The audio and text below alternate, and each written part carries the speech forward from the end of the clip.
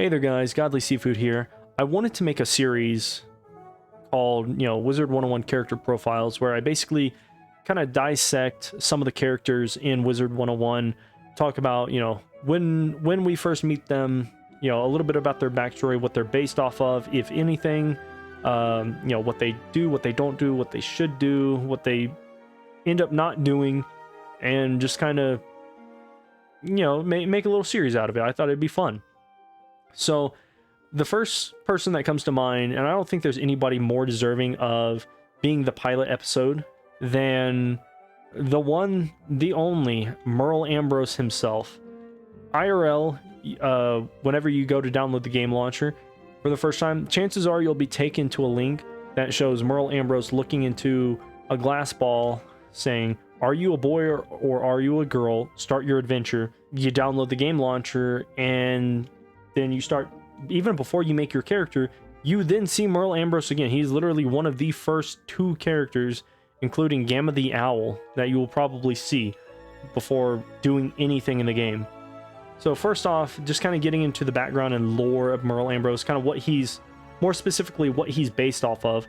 If you've heard or read up on any Arthurian legend, you should know that originally the Arthurian legend centered around this character called Merlin, who was a wizard, and then I think at some point it evolved into the wizard Merlin helping Arthur become king and setting up his round table, and then Camelot, and then I think at some point Merlin gets locked in a tower called Avalon for all of time. I don't know about that last one, but yeah, in case you're curious on who Merle Ambrose was based off of, he's based off of basically himself, but from a real life mythological legend. So starting off with the timeline, we know next to nothing about Merle Ambrose's early life other than he's from Avalon and he created the Council of Light sometime before or during his time in Avalon. So originally he's from Avalon and he decides to go out and create this organization called the Council of Light, which he wants to use as a means to push back the darkness or this, the shadow or whatever it is. I don't think it's ever specifically stated who his enemy was, other than just the shadows and the darkness and whatnot. After that, or sometime around that time, he, helps King Artorias become king, come to power, and the very first thing we know about him for sure, like concrete, we get to see it in basically a flashback dungeon, is Merle Ambrose is, the mage advisor to King Artorias, and is currently teaching a young student by the name of Morganth, a prodigy, teaching her in the ways of magic. That is where we find that we get to see that. What ends up happening is we first learn about Merle's origins as he's basically leaving Avalon. What ends up happening is his student, Morganth, decides that she's going to help her brother become king by taking down King Artorias. And we know this because Gamma specifically walks in on her while she's, going through this dialogue or some shit, and catches her red-handed in this plot to take down King Artorias. Immediately after she's caught red-handed, King Artorias is, wounded in a battle that was taking place at the same time as her fight with Gamma, the owl, and he's mortally wounded. He gets the thorn crown put on him, and he turns into the evil Pendragon, as per Sir Mallory's and Morganth's design. And everybody in Avalon seems to think that King Artorias died, so I think it stands to reason that Merle Ambrose also believes that his friend Artorias has died. And so he ends up deciding that he's going to leave Avalon. I think it's specifically stated, he's like, "Oh man, I hate to see Avalon in such a state of panic and disrepair. I think it's time for us to leave and go somewhere different. Maybe we'll start a school for wizards somewhere." And what's really confusing is it's very heavily implied that Morganth goes with Ambrose, which confuses the hell out of me, because Gamma the Owl caught Morganth red-handed in her plot to basically assassinate King Artorias, and there's no reason he would have kept that a secret from Merle Ambrose. So Merle definitely should have known about that, but for some reason he decided to allow Morganth to come with him and, go, attend Ravenwood, the school of Ravenwood, which Merle Ambrose would inevitably found his school in the Ravenwoods next to the Great Tree Bartleby. The next thing we know about Merle Ambrose is his involvement in an issue that Morganth caused, or rather, him disciplining Morganth. So the story goes, Morganth basically did something irresponsible and stupid that could have resulted in a lot of damage to the school and a lot of lost lives had Malistaire Drake and Sylvia Drake not been the ones who, took on the responsibility of making sure that didn't happen and actually doing something about it. And at this time, it's specifically stated that Sylvia Drake is still alive. It's never specified whether she died because of that, but she's definitely still alive, and, obviously that would entail Malistaire Drake still being the current death professor there and still technically being a good guy. But anyway, after that, Malistaire Drake decides to try and punish Morganth, and Morganth's like, kick rocks, you old loser. I'm gonna fight you in a duel to the death. And Malistaire's like, all right, let's get ready to duel. And Merle Ambrose basically walks in after that, and he's like, Malistaire, what the actual fuck? I told you to discipline her, not try and take her fucking head. After that, he just kind of looks at Morganth and he goes, I had such high hopes for you. You're a brilliant student. You're a prodigy. However, it's clear to me that you're not going to choose to be a good person. Therefore, I'm going to expel you from Ravenwood and take your deck of shadows. Which, if that's her deck of shadows, I think that's technically stealing. But, and then he's like, I hope that you learn and grow from this experience and, choose to find inner peace and whatnot, but, be gone, thought, get out of here. And that's basically the last thing that we know up until the beginning of Arc 1, which is our story. So, obviously, Merle Ambrose is looking through the little crystal ball and he sees us, pulls us into the Wizard101 realm, and that's where the story starts. And the very first thing we find out about Ambrose is he doesn't really do a whole lot himself. Like, he doesn't get directly involved in stuff. Like, obviously, the shit with Avalon, he didn't really do anything to fix any of that. With Morganth, all he really did was expel her. He didn't really take responsibility for that other than just kicking her out of his school. And now the evil death professor is back. We just finished fighting his minions, and Malistaire, after fighting Ambrose, while we fight his minions, is like, you know what? I got what I came for. I'm taking this book. Eat shit and die, you fucking losers. And he dips. And Merle Ambrose is basically just like, oh man, that was really out of the ordinary. I did not expect that at all. Let's get back to your initiation into Ravenwood. And then that's basically how Arc 1 starts. And then from there, we just go back and forth, back and forth, back and forth, back and forth, about 4 different times, saving 4 different worlds, and then heading on to Dragonspire, where obviously we kill Malistaire Drake because he is dead after we fight him in Dragonspire. We report this to Ambrose, and then Ambrose is like, oh man, that sucks. Sorry you had to do that. And then he just sends us back to our studies. After that would be the beginning of Arc 2. In earlier years, it would have been Baelstrom who guided us towards Celestia. However, recently they kind of took out some dungeons and updated things to where Merle Ambrose is now our person who tells us to go to Celestia. So he sends us to Celestia, and we don't talk to him until the very end, where we figured out that this person named Morganth has come back, and then we report to him, and Merle is basically like, oh no, yeah, I know that person. That person you're talking about, Morganth, I know that person. That's not good. We should prepare ourselves. It's not good that she's back. And then we just go immediately to Safaria, where Merle Ambrose, and this is just my own theory, but Merle Ambrose is like, oh wow, conveniently a bunch of students have gone to this world with my permission and the permission of the other teachers, which subsequently will have Morganth in it. You should go there and deal with that. So we go there and we find out a little bit more about Merle Ambrose and the Council of Light. I want to say one of the first people we talked to in Yanga White Stripes talks about how Merle is a legendary wizard and, you know, recruited him to be in the Council of Light and whatnot, or something, or he's legendary and he had come there once before. Like, it, you know, it set up a whole bunch of narrative plot points there.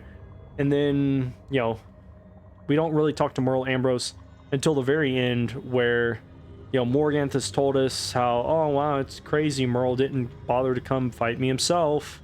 He probably could have stopped me from getting my deck of shadows back. By the way, I'm getting my deck of shadows back. And then we go and tell Merle, and Merle's like, oh no, that person you mentioned, Morganth, that's not good that she's back. And she's got her deck of shadows too? That's not good. I know that deck of shadows, I took that away and, you know, sealed that in the bottom of a lake. That's not good that she has that back. But, you know, you should prepare for another fight later on, maybe. So after Zafaria, we go on to Avalon, and basically we learn a little bit more about Merle's backstory that I had already talked about before, his dealings in Avalon. I want to say one of the first things we get told by multiple different people that we meet, even the first person that we meet, Sir Pike, is that Merle Ambrose is this legendary wizard even after he's left Avalon, presumably for a very long time. People are still alive who know him, who have met him, who remember him, and they think highly of him. So that's there. We find out about why he fled Avalon and created this, about the time when he created the Ravenwood schools.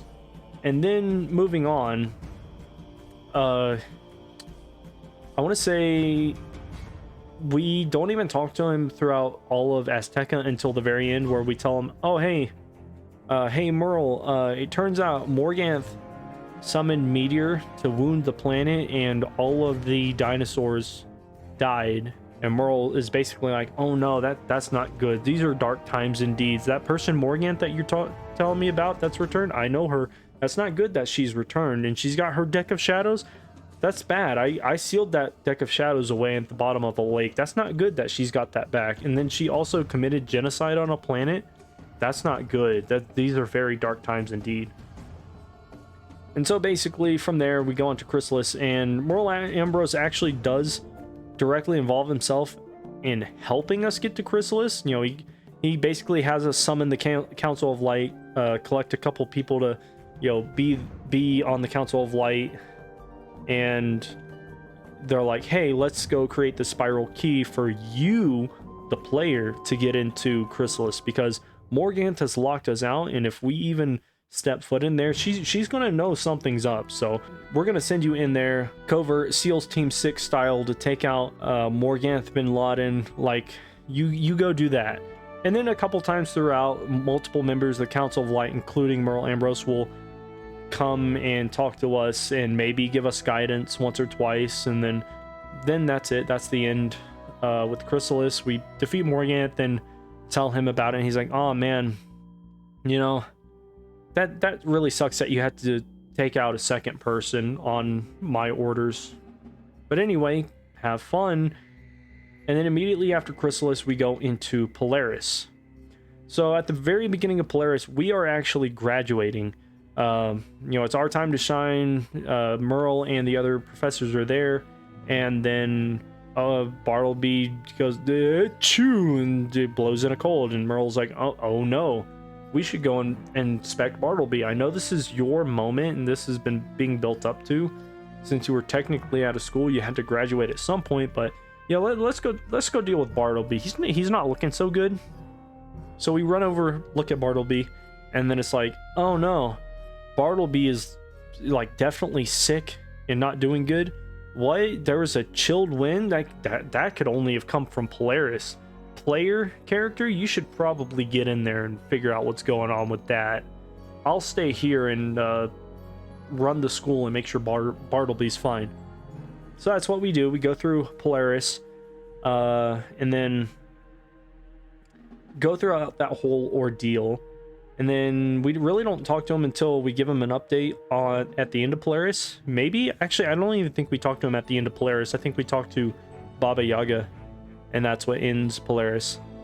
So we probably don't even talk to Merle Ambrose until the very beginning of Mirage, where he sends us to find out what happened to the Eye of History, because, you know, Bartleby's still sick, and the Eye of History was once in his possession, and it might help him be able to tell us what's wrong, because at this point he's borderline fucking hysterical, and he's talking about a whole bunch of crazy shit that nobody can understand. Like, he's out of it and he needs his meds. So we go find out that Malistaire sold the Eye of History to a member of the Cabal, fight Duncan Grimwater's bitch ass, come back, tell Merle, and he's like, oh man, yeah, you should go to Mirage and deal with that. So 95% of the way through Mirage, we come back and Merle Ambrose is like, hey, your friend Mallory isn't doing so well. She could probably use a friend. Go deal with her.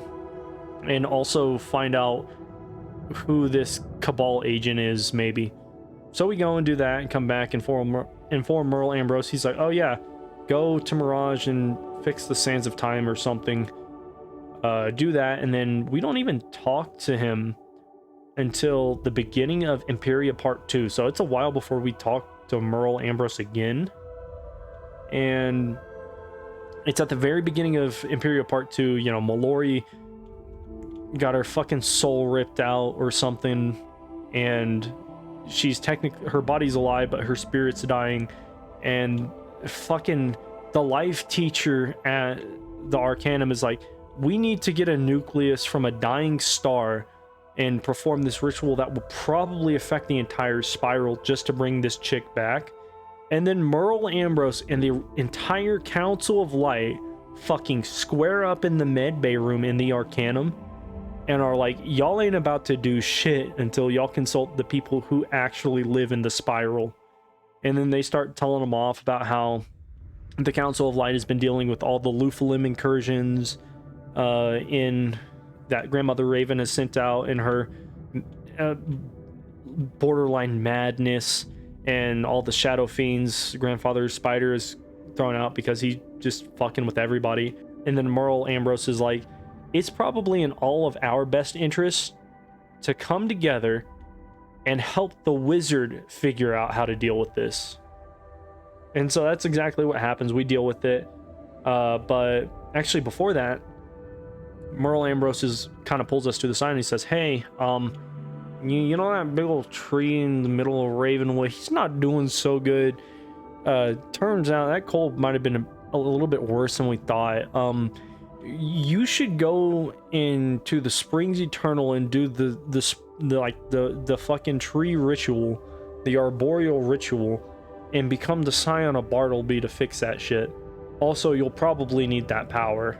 So we go do that, come back out, and Merle Ambrose is like, oh man, you became the scion of Bartleby? That's crazy. What? Not even I could do that. But anyway, I've got a school to get back to, so go save the spiral or something. And that's basically what we do. That's basically the end of our involvement with Merle Ambrose. I'm not really going to talk about, you know, Mallory's dream version of Merle Ambrose, because that was her interpretation of a dream, or that was her dream interpretation of Merle Ambrose, which isn't a real life genuine interpretation of him. But yeah, that is basically where the story ends so far. I don't think Merle Ambrose talks to us throughout the entirety of Caramel, Lemuria, or Novus. I could be mistaken, but it's so forgettable I don't even remember. But yeah, hopefully you guys enjoyed that. Hopefully I got as much right as I could have. Hopefully I didn't forget anything. If I did, let me know. And if you guys like this sort of content, let me know. I'll try to edit this a little bit and make this kind of a little mini series that I do every now and then. But other than that, I hope you guys enjoyed, and I'll see you around.